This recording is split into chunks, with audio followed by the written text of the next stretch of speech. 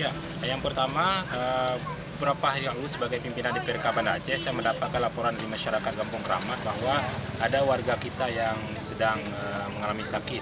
Sehingga saya langsung bergerak bersama tim ke tempat ini dan melihat bahwa menyaksikan beliau mengalami penyakit atau autoimun sudah hampir 8 bulan ya. Dan ketika itu saya kemudian berkomunikasi dengan aparatur kampung ya, dengan Pak PJ Gishi, dan kemudian kita mencoba mencari solusi. Pada saat itu saya berjanji bahwa sekitar sepekan yang lalu bahwa saya akan mengupayakan yang pertama untuk penanganan kesehatan kita akan mengkomunikasikan dengan Puskesmas Kota Alam, dan hari ini akan hadir Ibu Kepala Puskesmas. Juga terkait dengan biaya hidup beliau kita komunikasikan dengan Baitul Mal. Hari ini hadir Kepala Baitul Mal Pak Surya dan juga Komisioner Ibu Aisyah.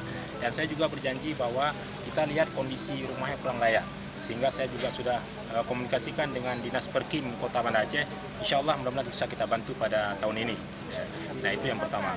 Nah hari ini tadi kita berkomunikasi dengan Pak Camat, dengan Pak Keci, Kepala Puskesmas dan juga Baitul Mal. Insya Allah kita juga sudah komunikasikan dengan Direktur Rumah Sakit Meraksa. Kita akan rujuk pasien Bang Buyung ini ke rumah sakit untuk mendapatkan penanganan lebih lanjut. Karena selama ini setahun yang lalu itu beliau berobat di Rumah Sakit Zainal Abidin, dan karena kondisi mungkin sudah agak sembuh, akhirnya cuma diberikan salep obat jalan. Tapi ternyata sakitnya semakin lama semakin berat ya, kondisi tubuhnya tidak memungkinkan beliau beraktivitas sehingga hanya di rumah saja. Sehingga oleh karena itu kita mengambil kesimpulan perlu kita rujuk ke rumah sakit milik pemerintah kota di Rumah Sakit Meraksa. Oke.